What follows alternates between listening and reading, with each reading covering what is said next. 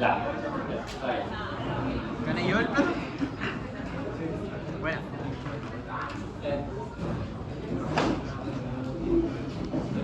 ¿Estáis vivos? ¿Estáis ahí? Ya comenzamos, loco. Arregla el Smash. 4 minutos. Vamos a esperar que sean las 4:15 para iniciar. Una cosa, los que tuvieron paso práctico, ¿qué no vino? ¿Todo bien? ¿Sí? Ya, ¿desde salida estuvo bien? ¿No? ¿Es alguno más difícil para el viernes? Sí, creo que sí. Sí. Bueno, ¿no ustedes con el viernes? Claro, para el viernes. Sí, vale, listo, bien. Ya, perfecto. Ellos dijeron, los del lunes dijeron. Sí, bueno. Ya, entonces todos los prácticos son más o menos así. Frente de salida.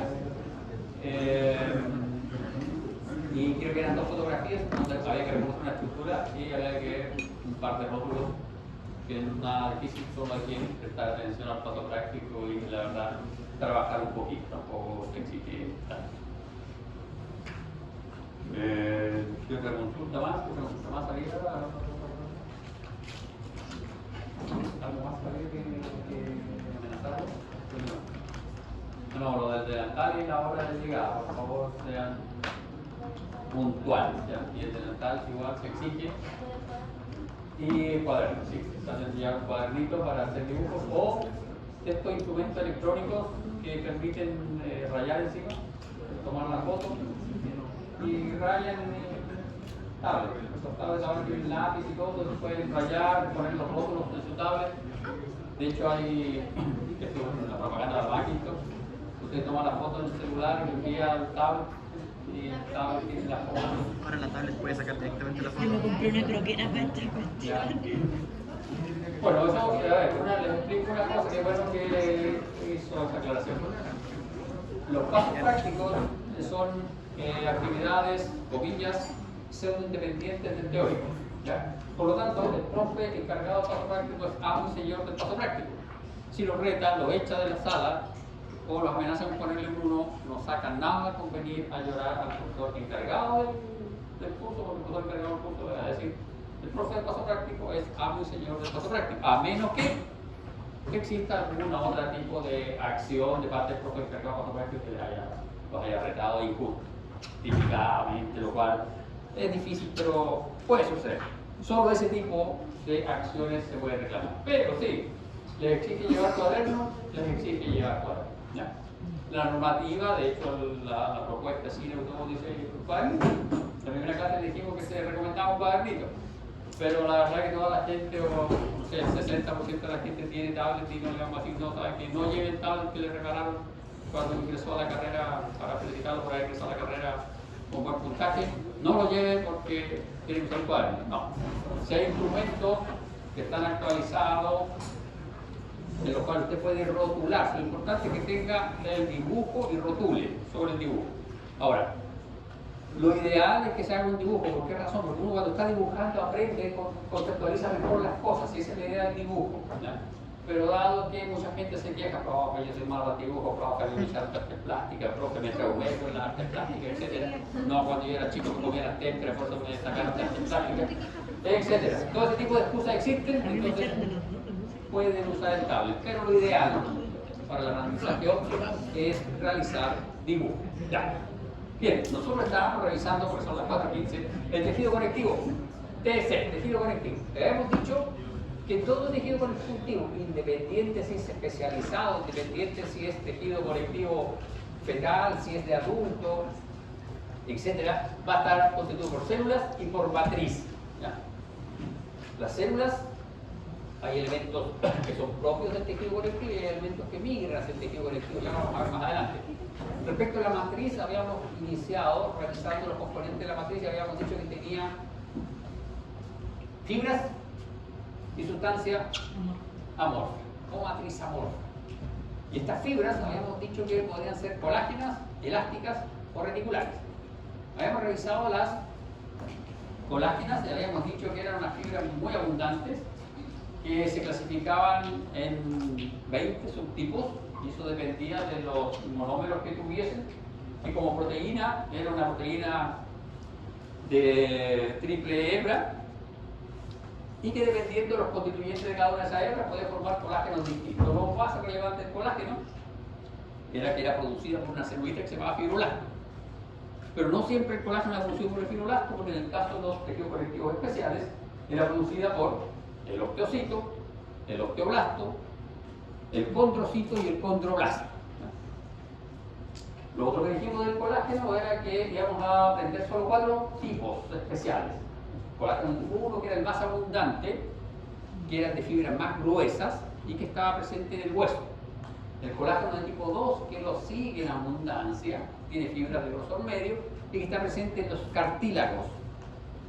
En abundancia en los cartílagos. Ojo, una corrección. Cuando yo digo que está presente, no quiere decir que es el único colágeno.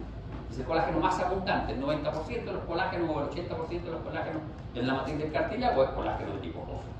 Con una excepción. Cuando veamos cartílago, van a ver que hay un cartílago que dice, ¿sabe qué? No, yo no quiero, tengo a mí todos los cartílagos que voy a ser distintos, y tiene otro tipo de colágeno. Ya, vamos a revisar.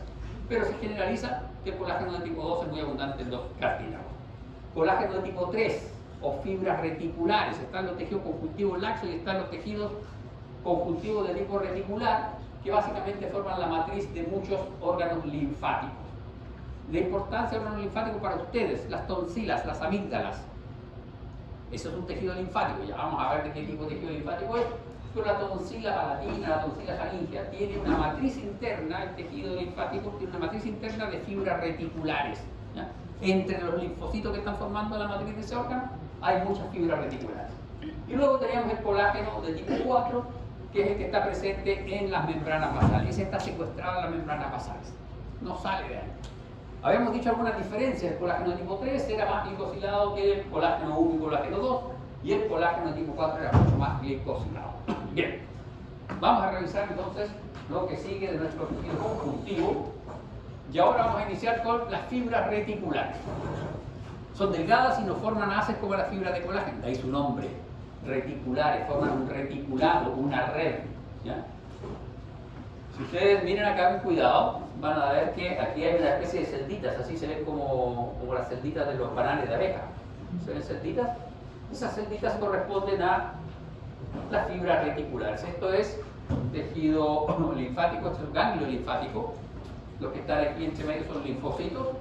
Y si ustedes se fijan, entre los linfocitos hay una importante matriz. Es como si esto fuese una estantería, ¿ya? Y cada uno de los linfocitos es un libro. Entonces esto establece estanterías que da soporte a la estructura interna del ganglio linfático. Sin esas fibras reticulares, las células se caerían una sobre otra, no tendría forma. ¿Ya? Y como tiene que haber mucho contacto entre estas células, no puede haber una lámina gruesa de colágeno que impediría el contacto. Entonces, por eso está esta fibra reticular.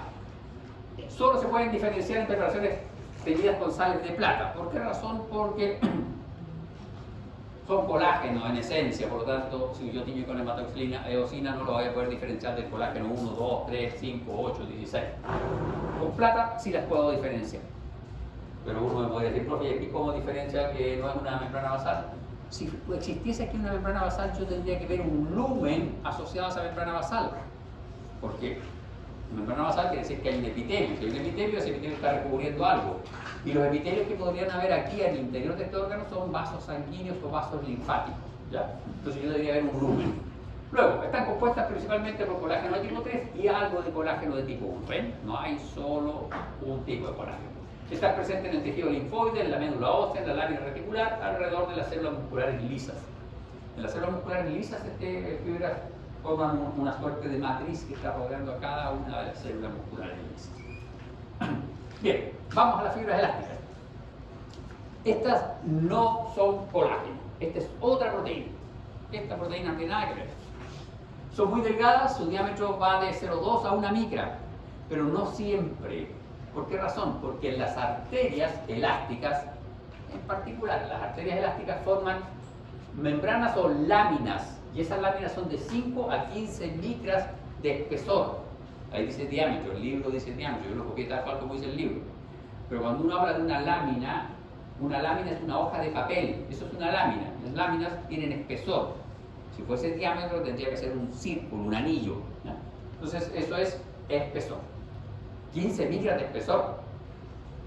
Esto es del tamaño de un hepatocito. Bien grande, muy grueso, ¿no?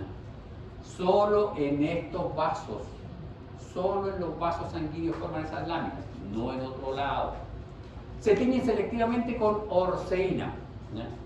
Es la única forma que yo tengo de diferenciarla. ¿Por qué? Porque es una proteína, por lo tanto en el tejido conectivo se va a teñir con eosina, igual que el colágeno. Por lo tanto, si en un tejido conectivo yo tengo colágeno mezclado con fibra elástica y lo tiño con hematoxilina eosina, se va a ver todo rojo, ¿ya? No la voy a poder diferenciar. En cambio, si las tiño con orceína, toman un color café rojizo, un color ladrillo, ¿no? Color ladrillo, ¿sí? Rojo intenso. Un tiempo muy corto me decían que era color vino. No podemos estar incentivando el alcoholismo, así que decimos rojo ladrillo, ¿no? Después me van a reclamar que estoy incitando que traiga el ladrillo para los... No, ¿no? Rojo ladrillo. Bueno, ¿por qué están constituidas? Están constituidas por una matriz de elastina. La elastina es la proteína clave acá, ¿no? Y un esqueleto externo de microfibrillas. El esqueleto externo son proteínas que le dan cierta estructura a esta fibra elástica. Y la elastina es una proteína especial que tiene una suerte de enlaces, está crolinkeada, una suerte de enlaces especiales que le permiten esta función bisagra y de extensión. Y aquí hay algo súper interesante, se fijan, está con amarillo. Son sintetizadas por los fibroblastos en el tejido conectivo común y corriente, es decir, en la dermis, en los tendones y en los ligamentos. Por fibroblastos. En cambio, son sintetizadas por células musculares lisas. Una célula muscular lisa sintetiza por fibra elástica en la aorta y en las arterias musculares. Y de hecho, en el caso de las aortas y las arterias musculares, estas células musculares lisas también sintetizan colágeno, ¿ya? Lo que están viendo acá es tejido conectivo denso. Joven, oiga, ¿regular o irregularmente dispuesto? Irregularmente dispuesto, muy bien, hay fibras hacia allá, hacia acá, todo solvente. Tejido conectivo denso, irregularmente dispuesto, eso es dermis de la piel. Si ustedes se fijan, hay fibras menos teñidas, pero de un color pálido. En los preparados se ve un color como mostaza, un café mostaza, ¿ya? Y eso es el colágeno. Si esto es dermis, eso debe ser colágeno 1 y colágeno 2. Preferentemente colágeno 1. Son fibras gruesas, son bien gruesas, colágeno 1. Y estas fibras, que se ven más teñidas, son nuestras fibras elásticas. ¿Se fijan? Eso es una mezcla de elástico y colágeno. Con la edad se va perdiendo la cantidad de fibras elásticas y se va perdiendo las características del tejido colagenoso. Y eso es lo que genera las arrugas de la piel. Y acá está, esta es una imagen de microscopía electrónica de transmisión. ¿Se fijan? Esta es la matriz de elastina y esas son las microfibrillas que están por fuera, acá con mayor aumento, que le dan estructura a la fibra elástica. Y esta es la intimidad, está constituida por una molécula de elastina y estas elastinas tienen puentes especiales en donde participan una alicina, que es una alicina modificada. Y esta alicina se une con una desmosina, ¿ya?, a la cadena lateral de elastina. Una cadena de elastina con otra cadena de elastina forman estos puentes utilizando estas alicinas, que son estos aminoácidos modificados. Entonces, como tienen esos puentes, se fijan, tienen esta forma y si sufren fuerza mecánica, se reacomodan. Es como el epitelio pseudoestratificado, que es capaz de acomodarse, pero en este caso tiene capacidad elástica, es decir, vuelve a recuperar su estructura primaria, ¿ya? ¿Por qué se da esto? Por este puente particular que solo está presente en las fibras elásticas. Es una modificación que solo está presente en las fibras elásticas. Y acá tenemos 3 ejemplos de localización de fibras elásticas. Esto es dermis, esto es epiclón. ¿Quién tuvo el práctico el lunes? Epiclón, ¿qué tejido era? Esos no son los aumentos del estómago. ¿Sí? ¿Pero qué tejido conectivo es?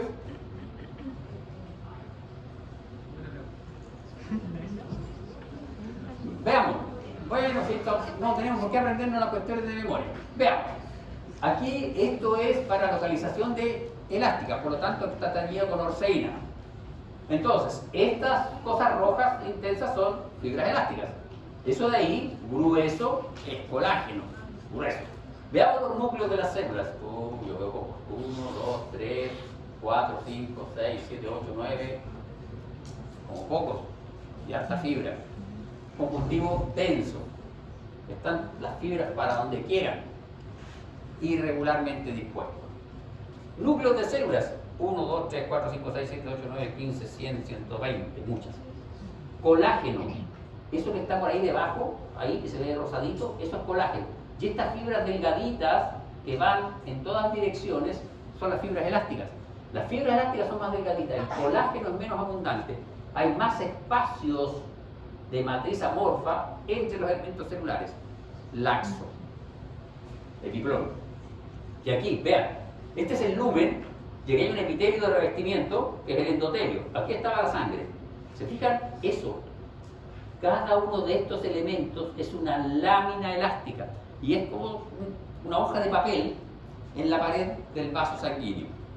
Eso es lo que permite que esta arteria aorta sea capaz de resistir la compresión del corazón, se distiende y luego, como es un elemento elástico, empieza a contraerse y mantiene un flujo homogéneo de sangre, ¿ya?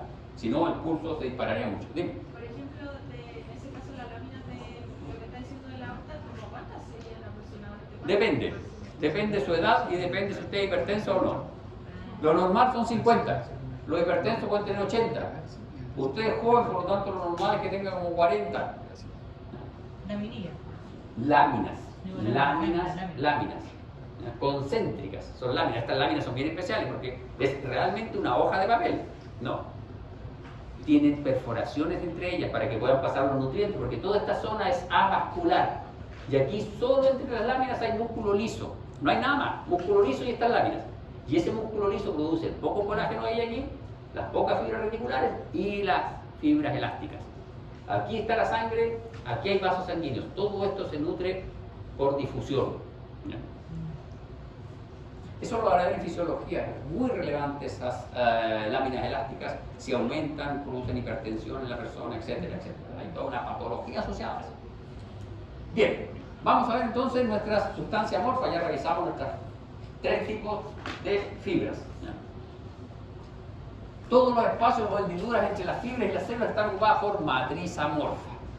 Esta que contiene agua y sales minerales. Aquí hay 2 tipos de agua. Hay un agua que está secuestrada por los protoglucanos y hay un agua que está libre.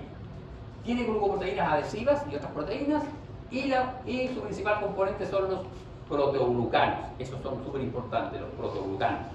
Esos también van cambiando con la edad y van desapareciendo. Los protoglucanos son complejos de macromoléculas, proteína y polisacárido. Es una proteína más un glucosaminoglucano. El glucosaminoglucano se abrevia así. Glucosaminoglucano. Un glucosaminoglucano es una cadena de carbohidratos, puros azúcares, y la gracia de estos azúcares que tienen un enlace terminal que tiene un grupo carboxilo o sulfato. Y esos grupos tienen carga neta negativa. Entonces estos GAR, como tienen carga neta negativa, su carga neta es negativa, atraen por complementación de carga calcio, sodio, potasio. Vamos a poner un potasio. Un calcio, un potasio. Vamos a poner un potasio. Vamos, acá tenemos. Y este potasio es positivo. ¿Ya? Pero resulta que el potasio, sodio, porque el sodio es más bonito el ejemplo. Porque según lo hicieron en el colegio. ¿Ya? El sodio es un metal. Si uno pilla sólido, es un metal con aspecto como el plomo, ¿no? Y más o menos la misma resistencia, pero siempre está en aceite. Si uno lo saca, con el oxígeno empieza a reaccionar, y si uno lo pone en contacto con el agua, se inflama y hace explosión. Entonces el sodio como tal no lo vamos a tener en nuestro organismo. Este sodio está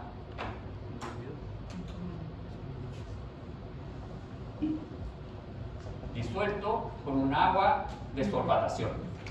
Y esa agua es la que aporta la turgencia al tejido conectivo, ¿ya? Entonces estos protoglucanos, que es una proteína, un protoglucano es una proteína, aquí vamos a poner nuestras proteínas, y los GAG están así. Y aquí tienen su carga negativa, su carga positiva con H2O, H2O, y ustedes se fijan, van montando gran cantidad de agua. Cada GAG tiene agua asociada, agua que no se puede usar por el organismo, pero sirve para la turgencia de los tejidos conectivos. Entonces eso le aumenta la turgencia del tejido conectivo. Profe, Bien, aquí está el capuz del GAG. una pequeña pregunta nomás, un poquito tonta. ¿A qué se refiere usted en específico cuando dice turgencia? La turgencia hace referencia a la resistencia a las fuerzas de compresión. Un tejido que tiene turgencia, que no es mi caso, si tú lo aprietas así, regresa. ¿Ya? Yo les dije, lo de las fibras elásticas y las colágenas se ve en el codo. Tiran la piel del codo y se demoran en volverse. Si te quieren ver turgencia en esta piel, la apretan y regresa rápidamente. A menos que usted tenga retención de líquido y queda una concavidad y se demora mucho más en regresar, ¿ya? Esa es la turgencia, la dureza del tejido. Estos protoglucanos le dan además forma al tejido conectivo. ¿Se acuerdan que dijimos lo de la bolsa? Si no tiene agua esa bolsa, tiene esferitas, tiene lanas, pero no tiene forma. Una pregunta, o sea, no sé si tiene que ver con el tema, pero ¿qué es lo que ocurre cuando una persona se pasa con el gas igual y la piel se le pasa? Depende mucho de las personas, porque hay personas que son súper alérgicas y que tienen una pequeña irritación, ¿no? Y por eso se marca la piel rosadita. Sí, eso, cuando tú tienes la piel muy sensible, lo que generas es una leve irritación. Lo puedes hacer con cualquier cosa que sea un poquito alergeno. Lo pasas por encima de la piel y se va a formar el dibujo, sin necesidad que el lápiz tenga tinta. Puedes hacerlo con la cabeza de un alfiler y tú dibujas y esa presión, ¿ya?, genera una irritación en la piel. Ahora, en el caso de personas que tienen bajos sus protoglucanos, va a quedar una pequeña hendidura que luego va a comenzar a desaparecer. Y esto les presento, esto es un agregado de protoglucanos. ¿Se fijan? Cada uno de estos es un protoglucano, la proteína, y esos pelitos de ahí son glucosaminoglucanos. Entonces, cada uno de estos pelitos tiene agua. Entonces, esto es una bomba de agua, muy hidratado. Profe, ¿cuál era el nombre del agua que se disuelve? Sorbatación. Agua de sorbatación. Sorbatación. Y ahora tenemos, y esto de aquí, ¿se fijan? Esto es una estructura central que es ácido hialurónico. Ahora sí, llegamos a por qué en las farmacias venden ácido hialurónico en las cremas cosméticas. Hay un problema. Dijimos que la piel era epitelio estratificado plano, queratinizado, tenía un estrato córneo de este tamaño. No lo serví. A ver, hay un efecto placebo ahí y algo del ácido hialurónico sí ingresa. Y en el caso del ácido hialurónico sí podría formar parte de estos agregados, sí podría mejorar la piel, ¿ya? Pero no así si le dan colágeno a usted para que lo ingiera por vía digestiva para mejorar la piel. Eso sí que no. Pero el ácido hialurónico aplicado en cremitas ectópicas, sobre todo en la piel del rostro que es más delgada, la piel del borde del ojo que es más delgada, podría penetrar y sí podría tener una función acá. ¿Ya? Entonces, estos macroagregados que están en los tejidos conectivos, estos protoglucanos, están asociados generalmente a una molécula central de ácido hialurónico. Y esto es, escucha, en mis tiempos los profes lo dan el ejemplo y uno lo entendía súper claro. Le decía, esto es como el plumero que tiene la abuelita para limpiar los muebles. Eso que usted ya desapareció, pues ahora son unas mini aspiradoras. Entonces, ¿Pero si uno tiene plumero? ¿no? ¿Uno sí tiene plumero? Sí, bueno, todavía quedan plumeros. Bueno, entonces es como un plumero de los que se usan para sacudir los muebles. Y aquí está un ejemplo, o sea, esto es un esquema de cómo estaría distribuido esto. ¿Se fijan? Esto es colágeno de tipo 1, por lo tanto esto sería dermis de la piel, colágeno de tipo 1, la fibra gruesa. Aquí hay algo interesante, ¿se fijan? Esos puntitos son los colágenos de otro tipo. Entonces, la fibra de colágeno tipo 1 no solo está constituido por colágeno tipo 1, hay otros colágenos que están ayudando a mantener esta forma. Y aquí estaría el ácido hialurónico y estos son los protoglucanos. ¿Se fijan? Cada uno de estos es un protoglucano y estos pelitos, cada uno de estos pelitos, ustedes esto lo tienen que entender como una cosa tridimensional. Si yo veo desde arriba un protoglucano, el protoglucano desde arriba se ve así. Un punto que es la proteína central y glucosamino-glucano. Todos los 360 grados del perímetro de mi proteína tienen protoglucano. Entonces esto es realmente una bomba de agua, mucha agua. Pero en eso yo lo veo como desde arriba. Desde arriba. Desde aquí estoy mirando este protoglucano. Desde aquí, desde arriba. Entonces lo veo como un punto y 360 grados llenos de esto mismo. Si nosotros lo vemos ahora desde acá, vamos a ver el core central y los pelitos. Como cepillo interdental. ¿Ah? Como cepillo interdental. Como cepillo interdental, perfecto. Es un cepillo interdental. Tenemos un ejemplo, gracias por el ejemplo. Tenemos un ejemplo aplicable incluso. Chao, plumero. No lo necesitamos. Interdental. Interdental. Claro. Muchas gracias. Claro, no, esa es la idea. Tenemos que tratar de todos los ejemplos del curso, tratar de llevarlo así. Bien, veamos los protoglucanos. Acá hay un listado de protoglucanos. Y son de los más abundantes. Tenemos el agrecano, la decorina, el versicano y el sindecano. Tenemos los kilodalton, es irrelevante absolutamente. Lo que nos importa es la ubicación, un poquito la composición molecular, pero lo más importante es la ubicación, porque esto es histología, por lo tanto nos interesa la ubicación. ¿Ya? Bien, vamos entonces ahora con nuestros elementos celulares. Habíamos dicho que la matriz tenía las fibras y sustancia.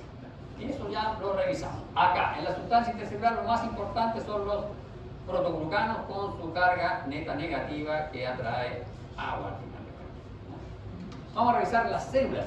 Las células son las responsables de la mantención, la nutrición y la síntesis y elaboración de nuestro tejido conectivo. Ahora, si hay células responsables de la mantención, quiere decir que esas células no las formaron. Incluso hay células que están preocupadas de la defensa del tejido conectivo. Entonces, claro que entre todo este tipo de células, está claro que entre todo este tipo de núcleos que se ven acá, hay distintos tipos de núcleos, también podemos decir que esos distintos tipos de núcleos corresponden a distintos tipos de células. Hemos dicho que esto tenía fibras elásticas, fibras reticulares y fibras de colágeno, y todas eran sintetizadas por el fibroblasto. Entonces podríamos decir, en el tejido conectivo hay solo fibroblasto. No, hay una serie de otras células que están ocupadas de la defensa, la mantención, la nutrición, etc. La síntesis de los elementos de la matriz y de los elementos fibrilares está relacionada con los fibroblastos, pero hay muchas otras funciones que hay que suplir en el tejido. Bien, entonces las células del tejido conectivo o de sostén se dividen en tres grupos según la función que realizan. Células responsables de la síntesis y mantención, y esos son los fibroblastos, cuando el tejido conectivo es de tipo no especializado, porque en el tejido conectivo especializado esa función la van a cumplir los osteoblastos, osteocitos, etc. Células responsables del almacenamiento y metabolismo de las grasas.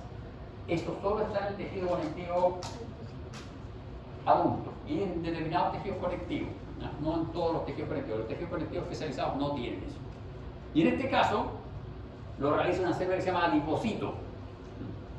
El adipocito. Células con un papel defensivo, es decir, células que van a defender nuestro tejido conectivo. ¿Por qué tenemos que defenderlo? Dijimos que el agua de solvatación servía para que difundieran nutrientes, iones, etc. Pero también es utilizado para la difusión de bacterias, virus. Entonces tenemos que defender nuestro tejido conectivo. Y hay muchas células ocupadas de la defensa. Ya hay mastocitos, macrófagos, células blancas sanguíneas. El mastocito y el macrófago, en muchos casos, se consideran tejidos propios del tejido conectivo. O sea, perdón, células propias del tejido conectivo. ¿Ya? Las células blancas sanguíneas son todas células que llegan al tejido conectivo, son migrantes. La célula blanca sanguínea está en la sangre, circulando por la sangre, y llega al tejido conectivo a cumplir una función de defensa. En cambio, el macrófago, hay muchos tejidos conectivos que tienen macrófagos propios, ¿no? Y el mastocito, aun cuando es una célula que es capaz de migrar, migra poco, en una gravedad un punto floja. Entonces también se le puede considerar como una célula estable. En algunos libros lo consideran como célula estable de tejidos conectivos. Esta es la imagen de, se me olvidó, oiga, ¿qué era esto? Dermis, epiplón. Epiplón, muy bien, epiplón, tejido conectivo laxo. Y aquí está el cartoon de nuestro epiplón, vemos vasos sanguíneos, fibras. Esta tiene estriaciones transversales, entonces colágeno. Esta es irregular, entonces esta es fibra elástica, y es más delgadita. Y acá tenemos células, esta célula gigante amarilla, células, otras células. Entonces vemos que la población de células es bastante variada, son diversas. Vamos a tener fibroblastos, adipocitos, eosinófilos, neutrófilos, linfocitos, fibra, macrófagos, mastocitos, células plasmáticas. La célula plasmática, por ejemplo, produce los anticuerpos. El mastocito tiene que ver con la liberación de gránulos de histamina, y eso tiene que ver con los procesos de alergia, inflamaciones. Los adipocitos son células de almacenamiento de lípidos. El fibroblasto es la que sintetiza. El macrófago es una célula que fagocita elementos extraños. Los linfocitos son de la sangre, los neutrófilos y los eosinófilos son de la sangre y llegan al tejido conectivo cuando hay un proceso inflamatorio, una injuria. En algunos libros sale como también que hay monocitos. Monocito. La verdad que no. No, yo estoy en desacuerdo que exista el monocito. Lo que pasa es que este macrófago, este muchacho, tiene una vida media. Este se muere. También a veces migra, se dice, ya me voy a este tejido conectivo, me voy, se va. Pero el tejido conectivo no puede estar libre de macrófagos. Tiene que tener elementos que fagociten bacterias, que fagociten elementos. Entonces, sucede que la renovación de los macrófagos se realiza a través de células que están en la sangre. Y el precursor de los macrófagos es el monocito. Entonces el monocito pasa de la sangre al tejido conectivo. Pero cuando pasa de la sangre al tejido conectivo, se transforma. Sufre cambios histológicos importantes, por lo tanto es muy raro encontrar un monocito. Hay libros que describen los monocitos como células propias del tejido conectivo, pero no es así, porque son migrantes y apenas llegan al tejido conectivo, entran a la fiesta al tiro y dejan el desorden y se transforman en macrófagos. Entonces es imposible encontrar un monocito con características de monocito en el tejido conectivo, a menos que exista un proceso inflamatorio súper agudo y ahí lo vas a pillar, pero igual lo pillas cambiando. ¿No? Y si el profe, el primer práctico, toma los monocitos como... El profe, el segundo, podría preguntar. Ese es más pesado, sí. Complicado. Anoten, muchachos. Y no se pueden cambiar de grupo de práctica acá en este curso. Ya, entonces, señores, analicemos nuestras células. Dijimos que habían varias células porque hay varias funciones que cumplir. Toda célula no va a cumplir todas esas funciones. Entonces, mencionamos en la diapo anterior que habían neutrófilos, eosinófilos, macrófagos, células plasmáticas, mastocitos, adipocitos. Bien, pues los histólogos son como los bibliotecarios, les gusta poner nombre a todo, ordenar todo. Y dijeron, no, estas células no pueden estar desordenadas, hay que ordenarlas. Primero ordenémoslas como las células fijas o propias del tejido conectivo, que son las que viven, nacen, crecen, mueren, etc. en el tejido conectivo. Esas células se originan en el tejido conectivo, se desarrollan en el tejido conectivo y mueren en el tejido conectivo. Son células fijas, de ahí su nombre, fijas, no migran. Fibroblasto y el adipocito. Luego tenemos en algunos tejidos conectivos el macrófago, también como célula fija. ¿Ya? Luego tenemos las células migrantes. Estas células se originan en otro sitio y llegan al tejido conectivo por vía sanguínea. Y son los macrófagos, las células plasmáticas, los leucocitos y los mastocitos. En algunos tejidos, los mastocitos también son considerados como células propias. Son muy abundantes. Y en la imagen anterior los leucocitos no se ven.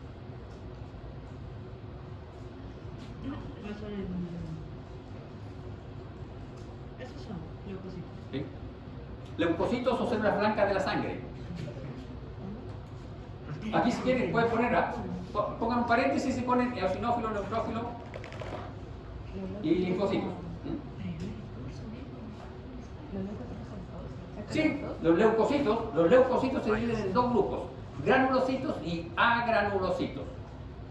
Los granulocitos son los eosinófilos, basófilos y neutrófilos. Y los agranulocitos son los linfocitos y... ¿Cuál? Otro, el monocito. De ahí viene, ¿ves? De ahí viene... Pero el monocito...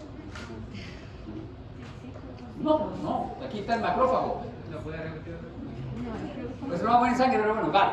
Los leucocitos se dividen en dos grupos.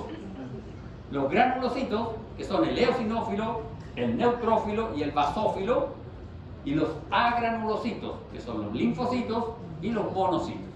Ahora, si usted quiere seguir con los linfocitos, los linfocitos son de tipo B o de tipo T, o etcétera, y nos vamos a inmunología, que no es la idea de la clase. Lo vamos a ver en sangre. ¿Profe?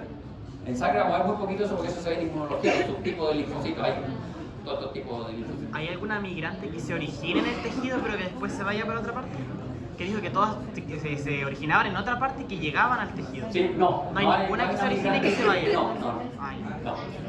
Bien, señores, veamos nuestros linfocitos. No, fibroblasto. Ya, y entonces acá tenemos inmediatamente. Usted joven de burrito, ayúdeme. Esta cuestión se me olvidó. Este tejido, ¿qué tipo de tejido es? Y este tejido, ¿qué tipo de tejido es? No que órgano, sino que tejido, estamos en tejido conectivo. Entonces este debería ser tejido conectivo denso o laxo. Denso. Vemos acá, todo eso rojo es colágeno. Cuando ustedes tengan dudas y crean que mi pregunta es demasiado capciosa, lo que tienen que hacer es, profe, ¿qué tensión tiene eso? Claro, porque... Ay, qué trampa. Claro, tránsfuga. No. Hematoxilina eosina. Si es hematoxilina eosina, todo lo que se vea rojo es colágeno. Y lo que se ve negro son núcleos de célula, o azul puro, núcleos de célula. Entonces, 1, 2, este sería 3 y este no. Porque esa es la célula endotelial, este es un vaso sanguíneo. Este es un capilar sanguíneo y esos son leucocitos y ese es un glóbulo rojo. Y esa es la célula endotelial, epitelio plano simple. Entonces hay 3 células, en toda esta imagen hay 3 células conjuntivas. Densas. Las fibras están para acá, están para allá, están dando una vuelta, están para allá. Irregularmente dispuestos. ¿Y cómo puede diferenciar, por ejemplo, recién, si yo veo como coloración azul y dependiendo ya de la tinción que acaba de decir, yo puedo decir que si es otro núcleo, ¿cómo diferencia usted que es vaso y que no es por la forma? Porque ahí dijo que no hay núcleo. Forma el núcleo. Eso es... Este es un núcleo ovoideo aplanado. Núcleo ovoideo aplanado. Pero aquí hay un lumen, ¿te fijas? Ahí hay espacio blanco. Ahí hay espacio blanco. Y ahí viene la membrana. Este tiene un espacio hacia los lados y ese espacio se ve un poquito más teñido que el resto de la matriz. Ahora, efectivamente, yo podría ver esto en azul, porque hay una trivisión, que es una tricrómica de Mason. ¿Ya? Y ahí se ve azul, el colágeno. Por eso, cada vez que le preguntan algo y ustedes tienen dudas, pregunten la tinción o averiguan sobre la tinción. Pero lo importante, hay 2 núcleos entre medio de toda esta fibra de colágeno. Aquí, ese es el colágeno. Ese es el colágeno, más delgadito. Y hay muchos más núcleos. ¿Ya? ¿Cuáles núcleos nos van a interesar? Nos van a interesar este núcleo de aquí y ese núcleo de ahí. ¿Cuál? Ese núcleo y este núcleo. Este es un fibroblasto. Este es un fibrocito o fibroblasto activo. fibrocito o fibroblasto activo. ¿Qué quiere decir esto? Que nuestros fibroblastos no están trabajando todo el día. No, el fibroblasto no está preocupado todo el día de hacerle colágeno a ustedes. No, señor. Solo cuando se necesita colágeno, el fibroblasto trabaja. O cuando hay una injuria, un daño, y tiene que reparar el tejido. Una herida. Entonces, en el caso de ustedes que son jóvenes, bueno, ustedes ya no están creciendo. Bueno, en el caso de los hermanos menores de ustedes que están creciendo, que están en etapa activa de desarrollo, están creciendo en altura, los fibrocitos de ellos están de esta forma. Si ustedes toman el tejido conectivo de su hermano menor, hay abundancia de este tipo de células. Los fibroblastos de ellos están activos. Los fibroblastos de ustedes están un poquito menos activos, a menos que se hagan una herida, y ahí se activan. Mis fibroblastos, hay muchos que se quieren jubilar ya y no, siempre no están ni ahí con activarse. Entonces, mi recuperación frente a una herida es más lenta, porque los fibroblastos van agotando su vida media, se van acabando y van agotando su vida media, se van poniendo flojos y sintetizan peor calidad de colágeno con la edad. ¿Ya? Además, nuestro sistema inmune va disminuyendo con la edad, que lo van a ver inmuno, y eso complica toda la reparación de las heridas cuando avanza la edad. Por eso no hacemos buenos clientes de la farmacia. Y nos echan la isafre y no las farmacias. Triste la vida humana. Si le añadimos una patología como el... Porque no te ayuda a cicatrizar. Cuando se acuerden, me dicen. Porque como que cambia el fibro en la Ah, claro que lo vamos a ver ahora. Ya. Entonces, Si le añadimos una patología como la diabetes, ¿qué ocurre con él? diabetes. Lo que pasa es que la diabetes sí genera trastornos, pero porque todo el aumento de azúcar genera trastornos en todos los sistemas de coagulación y reparación. Cambia muchas señales, ¿ya? Pero no es que afecte directamente a nuestro fibroblasto. Afecta a otro tipo de señales. Vamos a ver, nuestro fibrocito.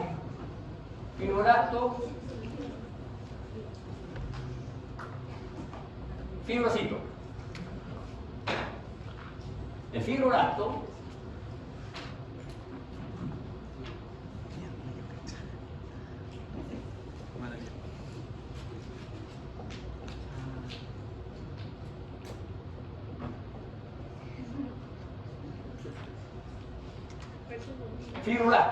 tiene citoplasma escaso, pobremente eosinófilo, ¿ya? Núcleo ovoideo heterocromatínico. Este es un núcleo ovoideo pero más grande, no tan aplanado, y es relativamente eucromatínico. ¿Qué significa eso? Que está menos teñido, se ve más clarito. Vean este núcleo, se ve muy azul, este no se ve tan azul. ¿Qué quiere decir que sea eucromatínico? Que la cromatina está descondensada, por lo tanto está leyendo mensajeros. ¿Qué mensajeros está leyendo? Todos los mensajeros para hacer colágeno. Entonces, como está haciendo mucho colágeno, tiene RER, y es por eso que yo dibujé aquí esto. Tiene gran cantidad de RER. Y el RER es basófilo, por lo tanto tiene una basofilia por el borde del núcleo. Y el resto del citoplasma se ve muy eosinófilo. ¿Por qué? Porque ahí está el Golgi con el procolágeno. ¿Recuerdan el procolágeno? Sí. La triple hebra con los péptidos señal todavía puestos. Acá afuera se forma el colágeno propiamente tal. Entonces esta célula está activa. Tiene un citoplasma más grande, tiene un núcleo más grande, el núcleo es eucromatínico, el núcleo es mucho menos teñido que el núcleo heterocromatínico del fibroblasto. Fibroblasto, fibrocito. Y ahí está la imagen de microscopía electrónica para que ustedes vean que ese es el retículo endoplasmático rugoso. ¿Ya? Profe, y si estos son los fibrocitos, ¿qué son los otros que están alrededor? Linfocito, macrófago, fibrocito, linfocito, fibrocito, linfocito, este de aquí es un macrófago, y este también es otro fibrocito. Este es un tejido activo. Si hizo una herida, está justo en la zona de herida, o sea, está cicatrizando. Sé que muy adelantado, pero pasaría lo mismo con el corto blanco. Uno se activó y otro No, no pasa nada. El cartílago tiene baja tasa de reparación. Vamos a ver una cosa del cartílago. Una cosa interesante. Vean la cantidad de vasos sanguíneos que hay aquí.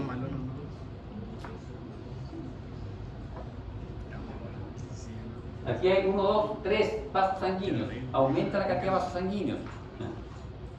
Bien, veamos nuestro adipocito, que es la otra célula fija del tejido conectivo. El adipocito presenta dos formas. Ustedes pueden encontrar en el tejido conectivo dos tipos de adipocitos. El adipocito unilocular, que es el adipocito que forma la grasa blanca, que es una célula, se fijan, grande. Es una célula como de 200 micras de tamaño, pero es una célula que tiene un volumen grande, pero tiene unas características muy particulares. Es una célula así, en donde el citoplasma está desplazado así, y aquí en el interior tiene una única gota lipídica. Por eso se llama unilocular, un locus, una sola gota de lípido. Y el núcleo de esta célula está aquí. Es un núcleo heterocromatínico desplazado. Y todas las organelas están por aquí al lado. Adipocito unilocular, grasa blanca. Es que se va aquí a las caderas y no se va más. Se llega a las caderas y no se va más. Y luego tenemos el adipocito multilocular. ¿Qué significa esto? Que tiene múltiples locus o sitios. Y este adipocito es una célula así, que tiene un núcleo ovoideo relativamente heterocromatínico y tiene, lo dibujé en azul, tiene múltiples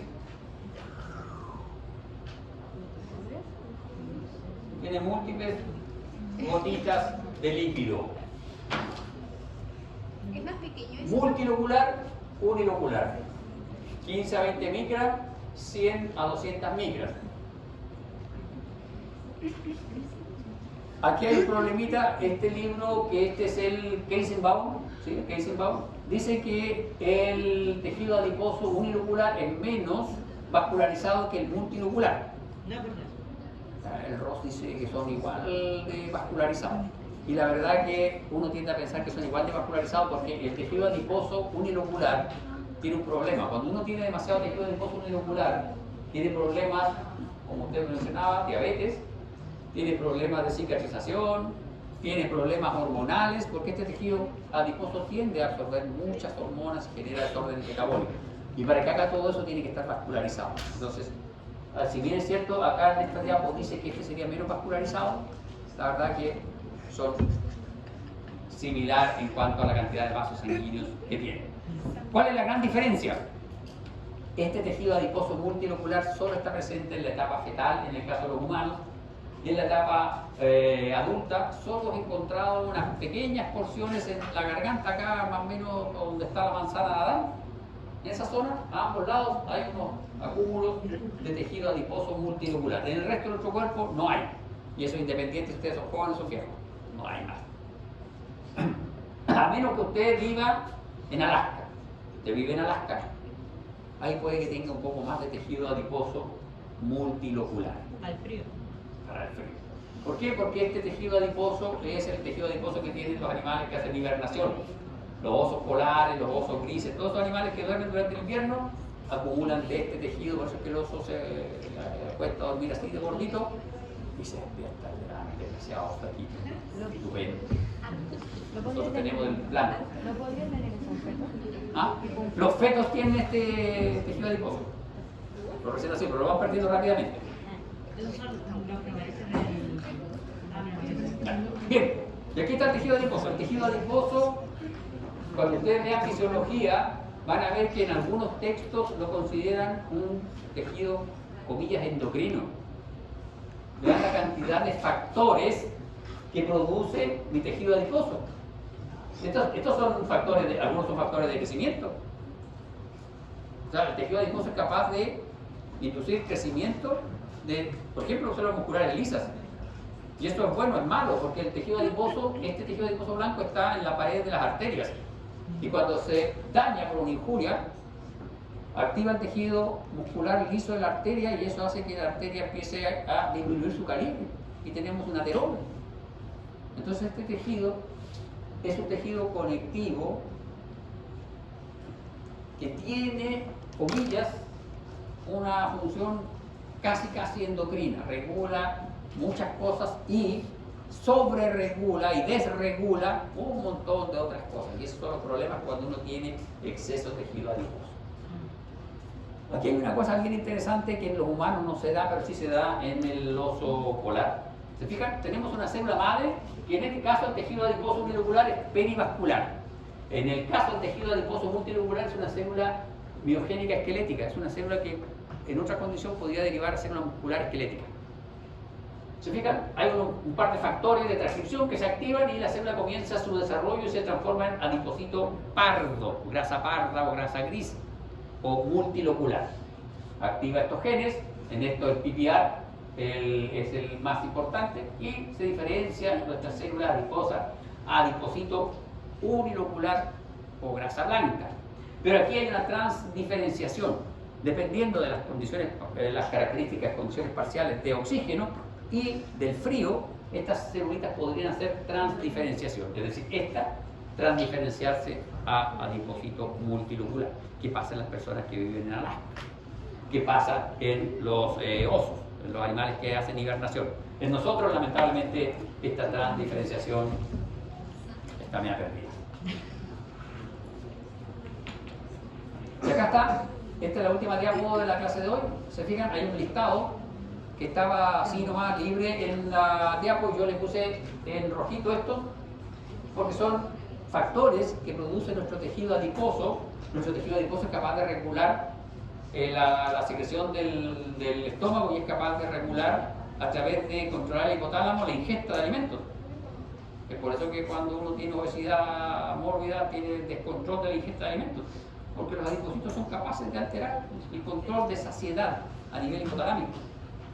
Entonces, es un tejido conectivo, pero es un tejido conectivo muy especial, muy particular, digamos, no se clasifica como tejido conectivo especial, en algunos libros aparece como un tejido conectivo, comillas, endocrino. Señores, esta era nuestra última diapo, en donde tenemos que ver aquí, esta es la última. Aquí también hay una serie de cosas. Lo que está con rojo es lo que me interesa que nosotros sepamos de acuerdo a la histología, ubicación de este tejido conectivo, la función, sobre todo la morfología de las células que lo constituyen, las mitocondrias. ¿Se fijan? Este tiene muchas mitocondrias grandes, este tiene pocas mitocondrias. La vascularización, pocos vasos sanguíneos muy vascularizados, la verdad que no son tan pocos, son bastante vascularizados también. Una consulta, hay que tener como este bombeo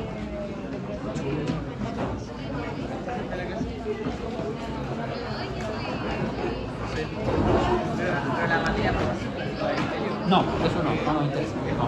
No, porque eso tiene que ver con la fisiología del tejido adiposo. No nos metemos con la fisiología.